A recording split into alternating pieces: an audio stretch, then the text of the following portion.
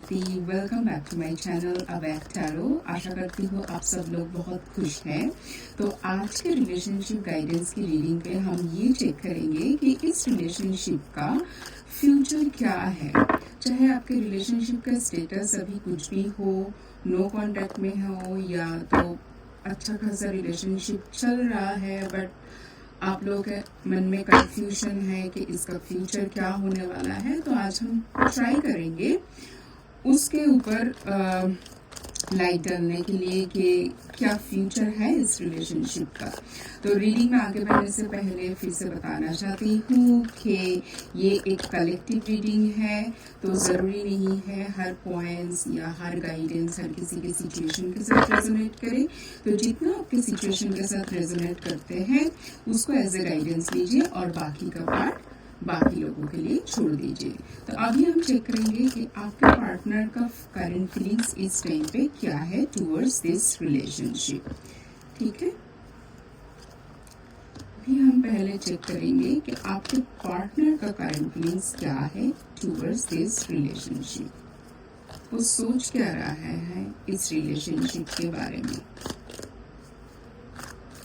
और जब भी आप लोग कोई टैरो का रीडिंग देखते हो तो हमेशा बहुत सारा पॉजिटिविटी के साथ देखना, पॉजिटिव माइंडसेट के साथ देखना और इस उम्मीद के साथ देखना कि इस रीडिंग से आप लोगों को जो भी गाइडेंस मिलेगा वो आप लोगों के अच्छे के लिए होगा। ठीक है, ओके, चलिए बॉटम ऑफ द डेक है द सन। ठीक है, now we have the card of Seven of Pentacles, Four of Swords, Wheel of Fortune, Queen of Pentacles and Eight of Pentacles. Okay. तो देखिए सबसे पहले जो बात इस टाइम पे मेरे माइंड पे आ रहा है कार्ड्स को देख के कि इस टाइम पे शायद आपके पार्टनर इस टाइम पे सोच विचार में है, मतलब वो भी सोच रहे हैं कि क्या होने वाला है इस रिलेशनशिप का फ्यूचर, क्योंकि शायद या तो आप लोगों के रिलेशनशिप के बीच में या तो फैमिली का इशू या तो सोसाइटी का इशू मतलब फाइनेंशियल स्टेटस या कोई कम्युनिटी का स्टेटस मतलब डिफरेंट हो सकता है। मुझे ऐसा लग रहा है इस टाइम पे आप में से बहुत सारे लोग शायद मतलब इस प्रॉब्लम से फाइट कर रहे हैं जो कम्युनिटी या फैमिली की तरफ से मतलब दूसरे लोगों की तरफ से आ रहे हैं। आप दोनों के बीच ऐसा कुछ मुझे प्रॉब्लम दिख नहीं रहा है, तो इसलिए मुझे ऐसा लग रहा है कि आपके पार्टनर इस टाइम पे सोच रहे हैं कि मतलब वो भी सोच में कि इसका फ्यूचर होने वाला क्या है और वो चाहते हैं कि इस रिलेशनशिप में आप दोनों ही शायद बहुत इन्वेस्टेड हो, बहुत नर्चर किया है इस रिलेशनशिप को।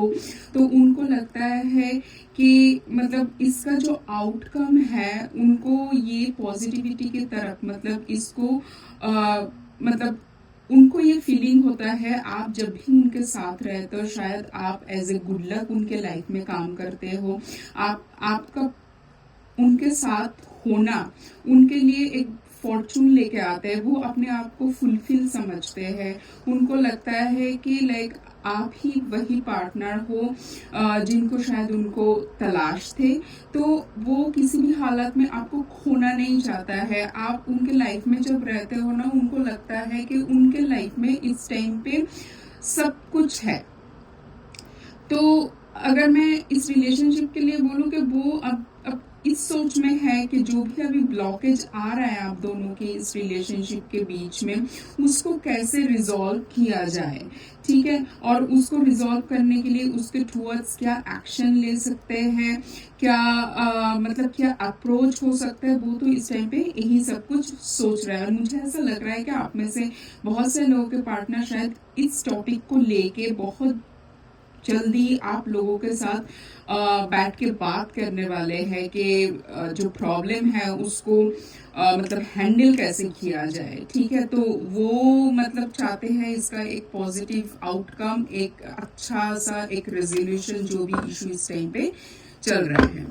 और मैं इस टाइम पे फिर से ये चेक करूंगी कि आप लोग इस टाइम पे इस रिलेशनशिप को लेके क्या सोच रहे हैं, क्योंकि आपके पार्टनर तो इस टाइम पे बहुत होपफुल है और वो बेसिकली मतलब आपको इस रिलेशनशिप को खोना नहीं चाहते हैं, वो चाहते हैं कैसे इस रिलेशनशिप में स्टेबिलिटी लाया जाए, कैसे जो भी ब्लॉकेज आ रहा है अगर फैमिली की तरफ से आ रहा है कैसे दोनों फैमिली को मनाया जाए, कैसे सबको लेके एक साथ इस रिलेशनशिप को एक पॉजिटिविटी की तरफ लेके जा सकते हैं। वो इस टाइम पे तो अभी ये सोच रहे हैं। अब मुझे देखना है कि आप लोग उस रिलेशनशिप को लेके क्या सोच रहे हैं। अब ऐसा हो सकता है ना कि उनके फॉर एन एग्जांपल उनके घर वाले शायद उतना रिजिड नहीं है, क्या पता आप लोगों के घर वाले या आप लोगों के कोई एक पेरेंट्स शायद इस रिलेशनशिप के लिए रेडी नहीं है, ऐसा भी हो सकता है, राइट। सो देखते हैं आप लोगों के लिए इस टाइम पे एनर्जी आ क्या रहा है। Okay, so we have the card of 5 of cups. मुझे ऐसा लग ही रहा था, परेशानी मुझे ऐसा लग रहा था कि आप लोगों की तरफ ही ज़्यादा है, आपके पार्टनर की मतलब फैमिली या उनकी तरफ से, उनकी फैमिली की तरफ से, या तो कम्युनिटी बोला जाए। 8 of wands, oh my god, 5 of swords, 2 of cups. Okay, so the bottom of the deck है 6 of pentacles. Okay, तो पहले तो मैं ये बताऊंगी कि आप लोग भी चाहते हो कि इस रिलेशनशिप में जितना इन्वेस्टमेंट आप लोग ने किया है, मतलब जितना इमोशनल इन्वेस्टमेंट है इस रिलेशनशिप को, उसको एक इक्वल गिव एंड टेक मिले। आप भी चाहते हो आपके पार्टनर के साथ इस रिलेशनशिप में जाने के लिए जो भी ब्लॉकेज आ रहा है वो सब कुछ रिजॉल्व हो जाए और आप दोनों एक साथ हो सकते हो, है ना। बट मुझे ऐसा ही लग रहा है कि आप लोगों की फैमिली की तरफ से, या पेरेंट्स हो सकते हैं या फैमिली में कोई भी मेंबर हो सकता है, कोई एक ना बहुत इस टाइम पे रिजिड होके बैठा है। तो इस टाइम एक्चुअली आप लोग सोच विचार में हो कि आप लोगों को करना क्या चाहिए, कैसे आप इस सिचुएशन से नेविगेट करोगे। ये जो भी सिचुएशन इस टाइम पे बना हुआ है, आप भी चाहते हो इसमें मूवमेंट आए, बट इस टाइम पे आप ये सोच रहे हो कि इस तरफ मतलब आगे की तरफ जाए या उस तरफ जाने के लिए जितना सारा आपको स्ट्रगल करना पड़ेगा, जितना सारा मतलब हर्डल्स आपको क्रॉस करना पड़ेगा, क्या उसके लिए आप इस टाइम पे रेडी हो, क्या उसके लिए आपके पास इनफ स्ट्रेंथ इस टाइम पे है, क्या आपको इस टाइम पे आपके फ्रेंड्स या किसी से इतना सपोर्ट या इतना हेल्प मिलेगा। अगर सोचिए किसी को अपने फैमिली मेम्बर में कोई भी एक पेरेंट या पेरेंट्स को मनाने की ज़रूरत है, तो उसके लिए मतलब बहुत ज़्यादा करेज स्ट्रेंथ चाहिए, है ना। जब हम अपनों के साथ ही कॉन्फ्लिक्ट चल रहा है, अगर उसको मनाना है, देखिए बाहर वालों के साथ तो हम कुछ भी करते हैं तो शायद उसका उतना इफेक्ट नहीं आता है जितना हमें अपनों के साथ कॉन्फ्लिक्ट होने के बाद आता है। वैसे कॉन्फ्लिक्ट तो किसी के साथ भी नहीं करना चाहिए। अगर कोई कहीं पर भी कॉन्फ्लिक्ट के एनर्जी आता है तो हमको वैसे एक्चुअली एनर्जेटिकली वहां से डिस्कनेक्ट कर देना चाहिए, खुद को डिस्कनेक्ट करना चाहिए। बट अगर ये कॉन्फ्लिक्ट अगर आ जाते हैं और वो भी घर वालों, और अगर सोचिए पेरेंट्स के साथ आ रहा है, तो उसको रिजॉल्व करना बहुत मुश्किल हो जाता है। और इसके लिए जो एक अंदर जो टेंशन चलते रहते हैं, जो एंजाइटी चलते रहते हैं, इमोशनली जो डाउन साइड चलते रहते हैं, उसको ओवरकम करके फिर आगे की तरफ मूव करना, मतलब उनको मनाना, इसका रेजोल्यूशन ढूंढना, उसके लिए बहुत ही ज़्यादा will power and inner strength की ज़रूरत होता है। और मुझे इस टाइम पे लग रहा है कि आप लोग उसके बारे में सोच रहे हो।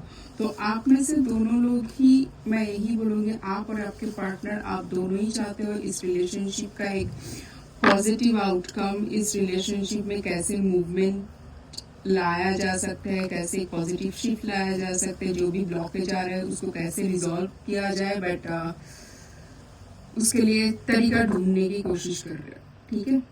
अब चलो देखते हैं इस रिलेशनशिप का आउटकम क्या होने वाला है।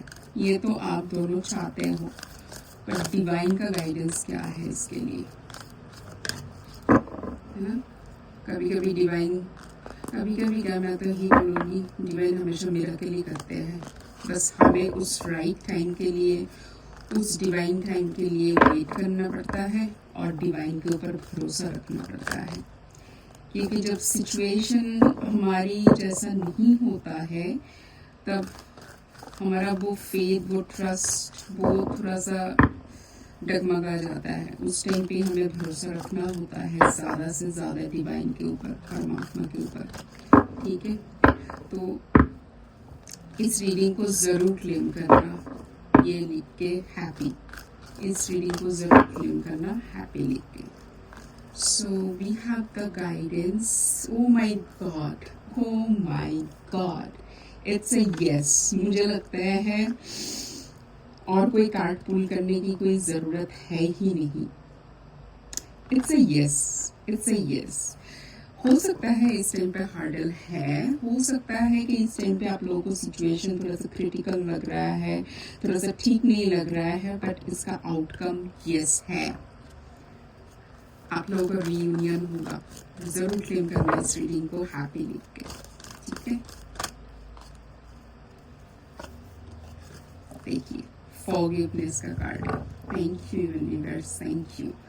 देखिए अगर तो किसी को मनाने के चक्कर में अगर उनसे कुछ बहस हो गया है, कॉन्फ्लिक्ट हो गया है, अगर उन्होंने कुछ बोल दिया है, आपको खराब लगा होगा, सोचिए आपके घर वालों ने ही अगर कुछ कह दिया होगा, देखिए उनको माफ़ कर दीजिए, क्योंकि उनके साइड से भी तो एक बार देखिए उनके इतने दिनों का जो बिलीफ सिस्टम है या उन्होंने जैसे चीज़ों का आपके लिए प्लान किया था, अगर उसके अकॉर्डिंग नहीं हो रहा है तो कहीं ना कहीं उनको भी खराब लग रहा है ना। बट इनमें सिचुएशन चेंज हो जाएगा, पॉजिटिव होगा और मुझे लगता है सब कुछ बहुत हैप्पी होगा, ठीक है। तो आज का रीडिंग यहीं पर ही ख़त्म होता है। मिलेंगे नेक्स्ट रीडिंग पे, तब तक के लिए बहुत खुश रहना। Thank you, take care, bye, ओम शांति।